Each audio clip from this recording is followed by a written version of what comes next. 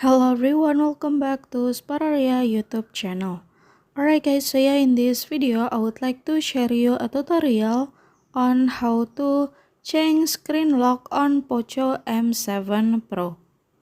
Alright guys, so yeah, for those of you, if you want your cell phone to be more secure, you should change your cell phone password or your screen lock continuously and regularly.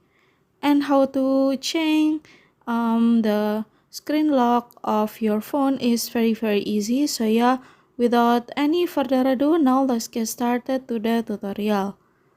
Alright guys, so yeah, the first thing first that I have to do is, of course, now you can go to settings menu on your phone like this guys.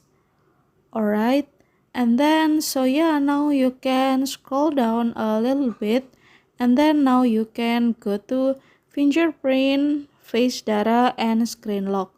And then now you can go to screen lock, and then you can enter your recent screen lock, and you can change the model of your screen lock.